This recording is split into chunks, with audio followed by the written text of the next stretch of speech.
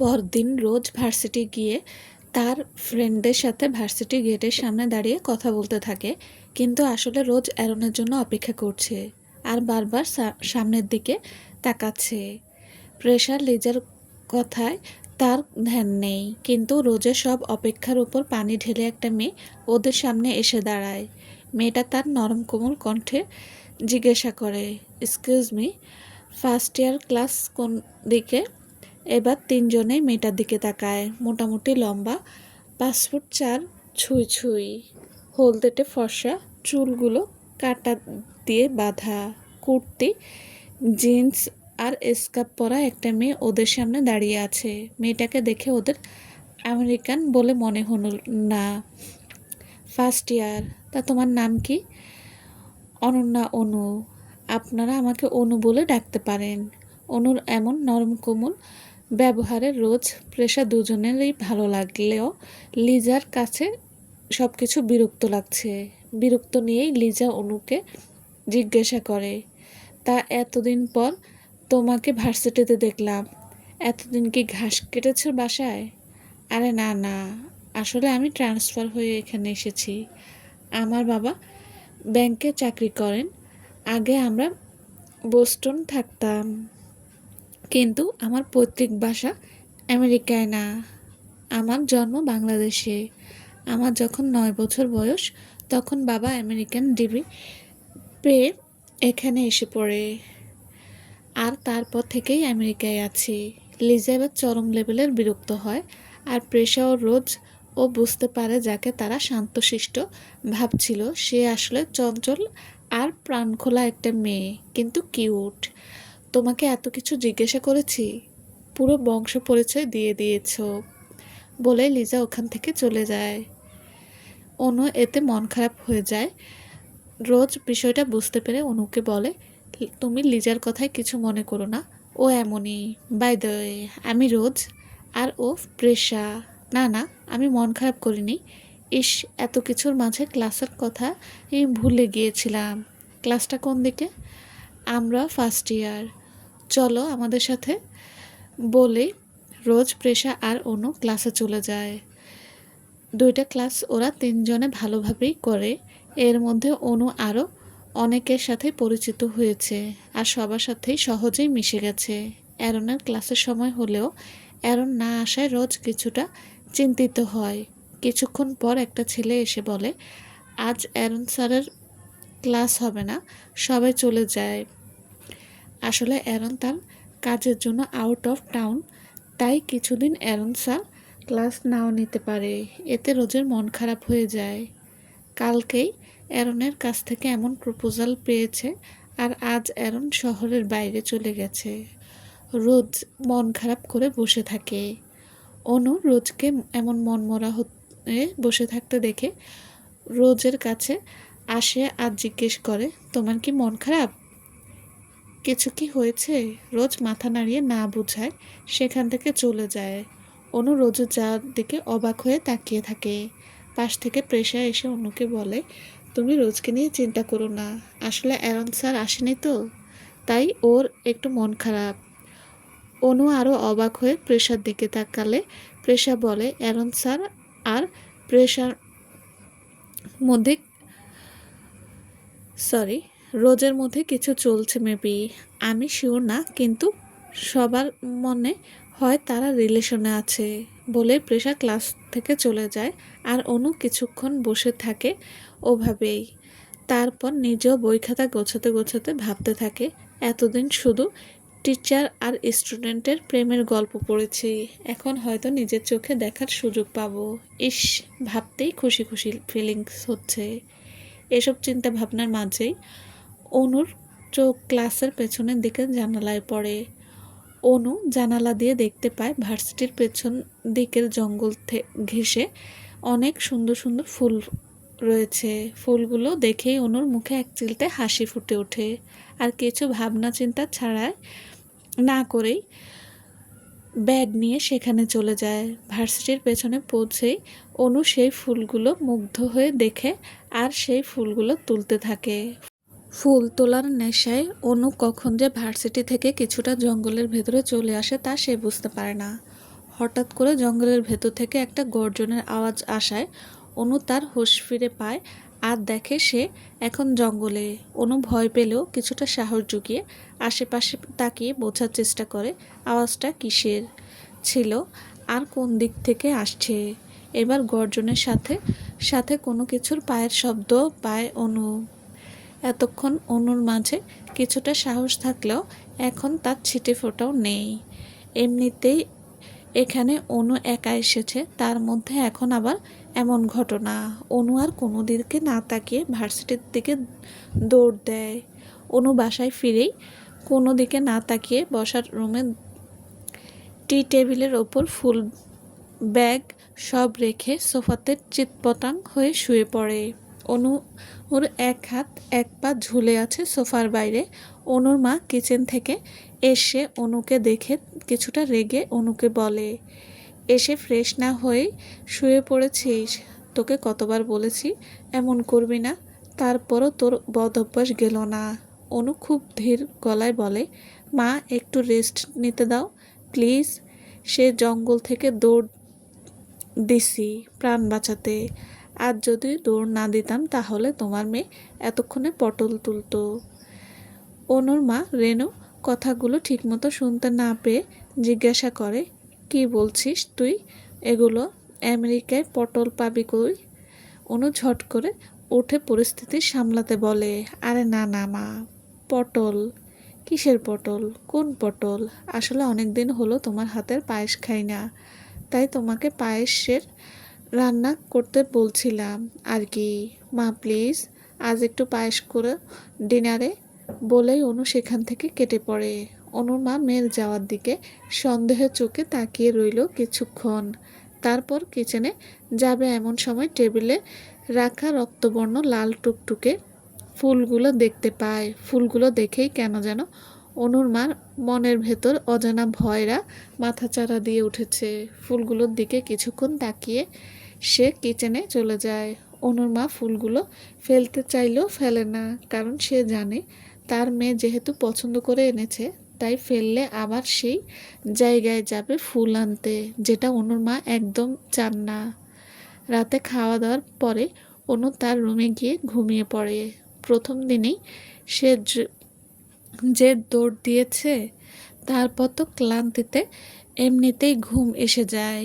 অনুর মা সব গুছিয়ে তার রুমে যায় আর অনুর বাবাকে অফিসের কিছু কাজ করতে দেখে। তোমার এসব কাজ একটু পরে করো, কিছু কথা আছে সেটা শোনো আগে। অনুর বাবা দেখলো অনুর মা কিছু একটা নিয়ে চিন্তায় আছে। বলো, কিন্তু তোমাকে চিন্তিত মনে হচ্ছে কেন? কি এত চিন্তা করো? দেখো অনুর বাবা, 1 মাস হলো অনুর 18 বছর পূর্ণ হয়েছে। তুমি অতি সত্বর অনুর বিয়ের জন্য ছেলে দেখো। আমার মেয়েকে নিরাপদে সঠিক পাত্রের হাতে দিতে পারলে আমি চিন্তামুক্ত হব। রেনু, তুমি কি মার সেই কথাই চিন্তা করছো? আরে 18 বছর আগে মা কি বলেছিল সেটা নিয়ে তুমি এখনো বসে আছো। মা আগেকার মানুষ ছিলেন, তা আর তারা কুসংস্কার বিশ্বাস করত, তাদের কথা ধরলে চলবে? আর তোমার ভয়ের কারণেই আমরা এখন আমেরিকায় আছি। আমেরিকার মতো জায়গায় এসব কিছু হবে না, চিন্তা করো না। আচ্ছা সেসব বাদ দিলাম, কিন্তু এটাও তো চিন্তা করো, অনু বড় হচ্ছে, ওকে আজ বাদে কাল বিয়ে দিতে হবে, তাই এখন থেকে ছেলে দেখা ঠিক হবে না বলো? অনুর বাবা এসব চিন্তা করে সেও অনুর মার কথায় সম্মতি দেয়। অনুর মাও কিছুটা নিশ্চিত হয়ে ঘুমিয়ে পড়ে। ভোরে সূর্য উঠতে আর 1 ঘন্টার মতো বাকি। এই অন্ধকারে অ্যারন জঙ্গলের মাটির রাস্তায় হেঁটে সামনে এগুচ্ছে। যেখানে সমস্ত শহর এখন ঘুমে মগ্ন, সেখানে অ্যারন এই গহীন জঙ্গলে একা হাঁটছে। স্বাভাবিক মানুষের পক্ষে হয়তো এমন গুমোট পরিস্থিতিতে হার্টফেল করার কথা, কিন্তু অ্যারন তো অভ্যস্ত। অ্যারনের পরনে কালো লং কোট, কালো প্যান্ট। অ্যারনের পোশাকটা এখানকার আধুনিক পোশাকের মতো না, মনে হচ্ছে প্রাচীন যুগের কোনো ব্রিটিশ প্রিন্স এর পোশাক, যা অ্যারনের গায়ে মাত্রাতিরিক্ত ভালো লাগছে। সাথে এলোমেলো চুল কপালে পড়ে রয়েছে, কিছুটা চাপ দাড়ি হয়েছে যা ভালো লাগলে আরও বাড়িয়ে দিচ্ছে। যে কোনো মেয়ে দেখলে ক্রাশ খাবেই। আজ 15 দিন পর এরন আবার ফক্সে ফিরছে। আরও কিছুদিন হয়তো থাকলে ভালো হতো, কিন্তু এক অদ্ভুত টান, এক অদ্ভুত অনুভূতি এরনকে বারবার ফক্সে ফেরত তাগিদ দিয়েছে। তাই অনুভূতির টানে এরন ফক্সে ফিরে এসেছে। গহীন জঙ্গলের মাঝামাঝি অবস্থায় এরন কিছুর আভাস পেয়ে দাঁড়িয়ে যায়। কোনো কিছুর গর্জন আসছে পাশের ঝোপ থেকে। মুহূর্তেই ঝোপ থেকে এক কালো চিতা লাফ দিয়ে এরনের থেকে খানিকটা দূরে মুখোমুখি হয়ে দাঁড়ায় আর এরনকে দেখে গর্জন করতে থাকে। এরনের এতে কোনো ভাবান্তর হলো না। সে নিজের জায়গা থেকে 1 ইঞ্চিও নড়ল না। এরন শান্ত দৃষ্টিতে চিতার কর্মকাণ্ড দেখল আর চিতার চোখে নিজের চোখ রাখল। যেন দুই হিংস্র প্রাণী যুদ্ধের আগে চোখের ইশারায় একে অপরকে হুমকি দিচ্ছে। চিতাটা ক্ষিপ্ত গতিতে এরনের দিকে লাফ দিয়ে অতিক্রম করে। চিতা শূন্যে থাকা অবস্থায় যখন এরনের একদম কাছাকাছি এসে পড়ে, ঠিক তখনই এরন নিজের লম্বা হাত দিয়ে চিতার গলা ধরে চিতাকে আটকে ফেলে আর চোখের পলকে চিতাকে মাটিতে শুইয়ে দিয়ে মাটির সাথে চেপে ধরে। এরনের নখগুলো বড় হয়ে মুহূর্তে ধারালো চাকুর মতো হয়ে যায় আর তার সাহায্যে এরন চিতার গলায় নখ দাবিয়ে দেয়। সাথে সাথে চিতার ক্ষতস্থান থেকে রক্ত গড়িয়ে পড়ে, যা এরনকে চুম্বকের মতো টানছে। এরন অন্য হাতের আঙ্গুল দিয়ে রক্ত নিয়ে তার জিহ্বায় ছোঁয়ায়। মুহূর্তে এরনের চোখ রক্তবর্ণ লাল বর্ণ হয়ে যায়। নিমিষেই নিজের সূচালো দাঁত বেরিয়ে আসে। এরন আজ সময় নষ্ট না করে চিতার ঘাড়ে নিজের দাঁত বসিয়ে দেয়। চিতা হাত পা দিয়ে আক্রমণ করার চেষ্টা করলেও তা পারে না, কারণ ততক্ষণে তার দেহ থেকে প্রাণ চলে যায়। এরনও নিজের পিপাসা মিটিয়ে রক্তশূন্য নিথর দেহের চিতাকে লাথি দেয়। এতে চিতার নিথর দেহ বেশ খানিকটা দূরে গিয়ে পড়ে থাকে। এরন চিতার দিকে তাকিয়ে কিছুটা সাইকোদের মতো ঘাড় কাত করে বাঁকা হেসে বলে, সো স্যাড, শিকার আজ নিজেই শিকার হয়ে গেল। বলেই এরন আবার নিজের স্বাভাবিক রূপে ফিরে সামনের দিকে এগিয়ে যায়। ভোর হতে আর কিছুক্ষণ বাকি। এরন জঙ্গলের ধারে একটা নদীর সামনে দাঁড়িয়ে আছে। নদীর পাড় থেকে সূর্যোদয়ের দৃশ্য দেখা তার প্রিয়সীর খুব পছন্দ ছিল। তার প্রিন্সেস এর বিশ্বাস ছিল সূর্যোদয়ের সাথে নতুন আশার সূচনা হয়, পবিত্র হয় চিত্ত। তাই আজ এরনও এসেছে তার প্রিন্সেসের মতো সূর্যোদয় দেখতে, নতুন আশা খুঁজতে। কিছুক্ষণের মাঝেই সূর্যোদয় হয়। অনেক দিন পর আজ ফক্স সূর্যে দেখা মিলল, যদিও তার প্রখরতা কম। সূর্যের কিরণ এরনের হাতে পড়তেই সে জায়গা চকচক করতে লাগলো। কিছু মুহূর্ত পার হতেই যেটা সুন্দর চকচক মনে হচ্ছিল, সে জায়গা লাল হয়ে যাচ্ছে ক্রমশ। মনে হচ্ছে গরম তাপে পুড়ে যাচ্ছে। তবুও এরন নির্বিকার। সে সূর্যোদয়ের দৃশ্য দেখতে ব্যস্ত। হুট করে রুনুঝুনু শব্দ এরনের কানে আসে। দীর্ঘ 67 বছর পর আবারও সেই চিরচেনা শব্দ এরনের কানে এলো। এরন হাওয়ার বেগে পাগলের মতো এদিক থেকে ওদিক শব্দের উৎস খুঁজতে ব্যস্ত, কিন্তু অনেক খোঁজার পরও এরনকে হতাশ হতে হয়। কোথাও কাউকে পায়নি। কিন্তু এরনের বিশ্বাস খুব শীঘ্রই সে তার প্রিন্সেসকে নিজের করে পাবে। আর কত পালাবে? তোমাকে যে আমার কাছে ধরা দিতেই হবে প্রিন্সেস। সকালেই রোজ রেডি হয়ে ব্রেকফাস্ট করে ওর বাড়ির গেটের সামনে এসে জ্যাকের জন্য অপেক্ষা করছে। এই 15 দিন রোজ। আজ জ্যাক অনেকটাই ক্লোজ হয়েছে। আগে রোজ জ্যাককে দেখে বিরক্ত হলেও এখন তার জ্যাককে ভালো লাগে। এরন না থাকায় কিছুদিন রোজের মন খারাপ থাকে। সেই সময়টা জ্যাক রোজের খেয়াল রেখেছে। তারা একসাথে time spend, bike riding, movie দেখা, ঘোরাঘুরি করা, শপিং করা, বলতে গেলে সুন্দর একটা সময় কাটিয়েছে তারা একসাথে। এতে রোজ কিছুটা হলেও জ্যাকের প্রতি দুর্বল হয়ে পড়েছে। আসলে প্রকৃতি শূন্য স্থান পছন্দ করে না, সেই স্থানটি পূরণ করে দেয় শুধু ব্যতিক্রম অ্যারনের ক্ষেত্রে। সে আজও তার প্রেয়সীর প্রতি আসক্ত। কিছুক্ষণের মধ্যে জ্যাক রোজের বাসার সামনে বাইক নিয়ে এসে দাঁড়ায়। জ্যাককে দেখে রোজের ঠোঁটের কোণে এক চিলতে হাসি ফুটে ওঠে। রোজ আর দেরি না করে জ্যাকের বাইকের পেছনে গিয়ে বসে জ্যাককে শক্ত করে ধরে বসে।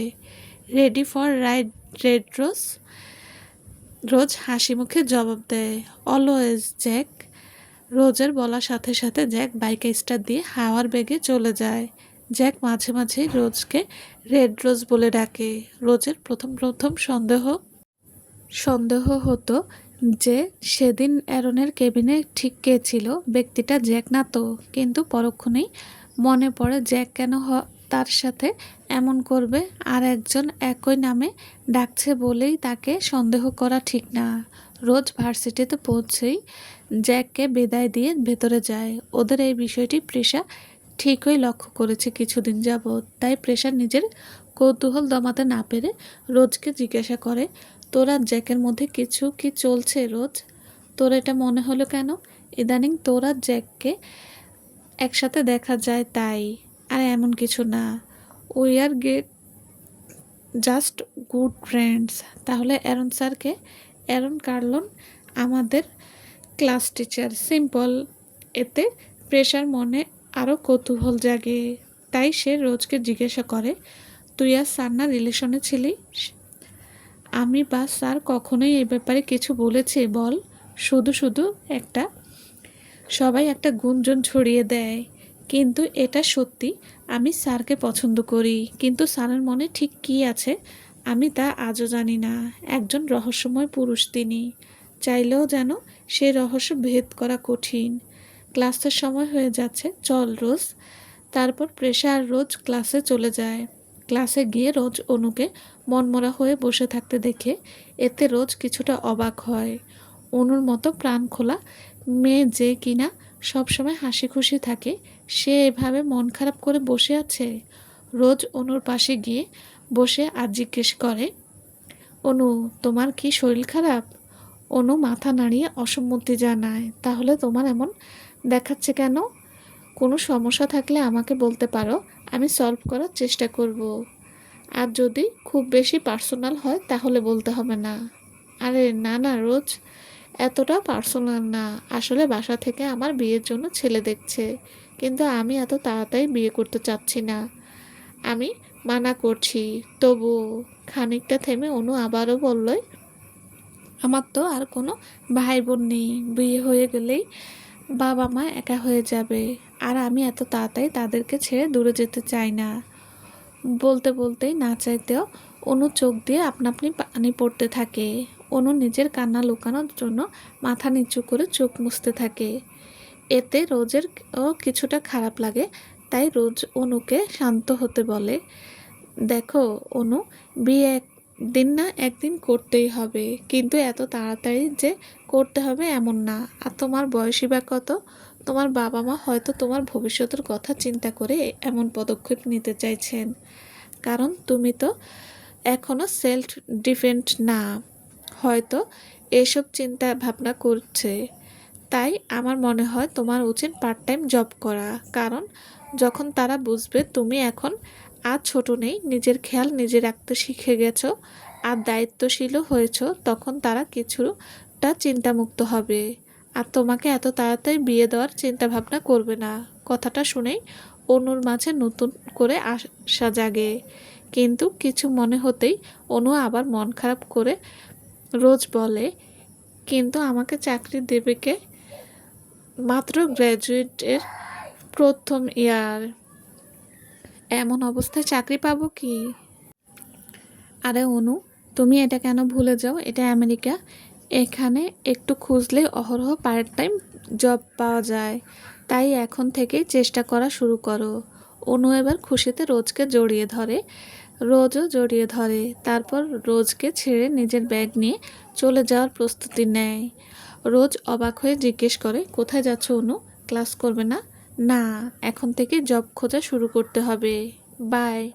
বলতে বলতেই অনু ক্লাস থেকে বেরিয়ে যায়। রোজ আর প্রেষা হতভম্ব হয়ে যায়, মানে এত তাড়া কিসের? এত চঞ্চল অনু, চিন্তা করিও নাই কখনো। ভার্সিটি খোলার জায়গায় কিছু ছেলেরা খেলনা বন্দুকে কাদা পানি ভরে কাদা পানি ছোড়াছুড়ি করছে। অনু ওই দিক দিয়েই যাচ্ছিল, হুট করে ওর গায়ে মুখে কাদা পানি মাখামাখি হয়ে যায়। ঘটনাটা ঘটতেই ছেলেগুলো সরি তো দূরের কথা, হুট করে পালিয়ে যায়। এতে অনুর রাগ আরও বেড়ে যায়। অনু বাংলা ভাষায় গালাগালাজ করতে শুরু করে, শালা বান্দরের বাচ্চা, তোরা সাহস কেমন হলো আমারে কাদা দেওয়ার? তোগো যদি 12টা না বাজাইছি আমি, তাহলে আমিও অনু না। তোগো পচা ডোবায় চুবামু আমি। অনু জানে এমন চলতি ভাষা এখানকার কেউ বুঝবে না, তাই সে সুযোগ নিয়ে অনু নিজের রাগ মিটিয়ে নেয় আর মনে মনে ভেবে নেয় এদেরকে যেভাবে হোক উচিত শিক্ষা দেবে। কিন্তু পেছন থেকে অ্যারন দাঁড়িয়ে পুরো ঘটনাটা দেখে আর অনু চিন্তাভাবনায় পানি ঢেলে। অ্যারন তার কথার কোনো কিছুই বুঝে ফেলে, অনেক কিছুই বুঝে ফেলে। বিভিন্ন জায়গায় থাকার কারণে অনেক ভাষাই তার আয়ত্তে। যদিও বাংলাতে ফুল পারদর্শী না, তবু যতটুকু দরকার ততটুকু পারে। মেয়েটার কণ্ঠ প্রথমে চেনা চেনা মনে হলেও তার খুব শ্রুতি মার্কা কথা শুনে অ্যারনের বিরক্তি মাত্রা বেড়ে যায়। ননসেন্সগুলো বলে অ্যারন নিজের কেবিনের দিকে চলে যায়। কেবিনে গিয়ে অ্যারন জানালার সামনে দাঁড়িয়ে আয়। সকালে সূর্য দেখা গেলেও এখন তার ছিটে ফেটাও নেই। পুরো মেঘলা একটা দিন। অ্যারন পকেট থেকে ফোন বের করে কাউকে ফোন দেয়। আমি যেই কাজটা দিয়েছিলাম কাজটা করেছিস? দিস ইজ নট ফেয়ার বো। ভালো মন্দ জিজ্ঞাসা না করে সরাসরি কাজের কথা। তোমার ভাই বেঁচে আছে নাকি অন্তত সেটা জিজ্ঞেস করতে পারো। You are already live dead Eric. যা জিজ্ঞাসা করছি তার উত্তর দাও। আসলে ব্রো, মানুষের দুনিয়ায় যে কোনো কাজ কমপ্লিট করতে একটু সময় লাগে, কিন্তু তুমি চিন্তা করো না, তোমার কাজ হয়ে যাবে ভাই। It's all be better for you বলেই অ্যারন ফোন কেটে দেয় আর ক্লাস নিতে চলে যায়। ক্লাসে এসে অ্যারন বাড়তি কথা না বলে ক্লাস নিতে শুরু করে। এদিকে এতদিন পর রোজ অ্যারনকে দেখে কিছুটা অবাক হয় আর খুশিও হয়। ক্লাস শেষ করে অ্যারন চলে যায়। রোজও আর দেরি না করে অ্যারনের পিছন পিছন যায়। Evening sir. রোজের কথায় অ্যারন দাঁড়িয়ে যায়, কিন্তু কিছু বলে না। রোজ আবার বলতে শুরু করে, কেমন আছেন? অ্যারন এবার রোজের দিকে ফিরে আর গম্ভীর হয়ে বলে, তুমি কি সব জিজ্ঞাসা করার জন্য আমার পিছনে পড়ে আছো? অ্যারনের কথায় রোজ কিছুটা কষ্ট পায়, তবু ডাউট ক্লিয়ারের জন্য বলে, আসলে স্যার ওই দিন কেবিনে যা হয়েছিল। অ্যারন রেগে যায় কিছুটা আর বিরক্তও হয়, কিন্তু তা মুখে প্রকাশ না করে রোজের দিকে কিছুটা এগিয়ে এসে ফিসফিসিয়ে বলে, আমি এতদিন ভার্সিটিতে ছিলাম না এটা ঠিক, কিন্তু ভার্সিটির সব খবর আমি রাখতাম। কে কী করছে, কার সাথে ঘুরছে সব। আর সেদিনের বিষয়টা ইজিভাবে নিয়ে পড়ায় মন দাও মিস রোজ বলে অ্যারন চলে যায়। রোজের মন খারাপ হয়ে যায়। রোজ বুঝতে পারছে অ্যারন কোনো একটা বিষয় নিয়ে রেগে আছে। খানিকটা দূরে থেকে অ্যারন আর রোজকে এভাবে কথা বলতে জ্যাক দেখে ফেলে। দুজনকে একসাথে দেখে জ্যাকের একটুও পছন্দ হয়নি। জ্যাক প্রচণ্ড রেগে নিজের হাতের ফুলটা ফেলে পা দিয়ে পিষে হনহন হয়ে বাইরে চলে যায়। চলবে। আসসালামু আলাইকুম। গল্পটা কেমন লেগেছে প্লিজ জানাবেন। আর সাথে থাকার জন্য ধন্যবাদ। আর যারা এখনও আমার চ্যানেল সাবস্ক্রাইব করেনি তাদেরকে বলছি প্লিজ সাবস্ক্রাইব করে দেবেন। সবাই ভালো থাকবেন। আল্লাহ হাফেজ।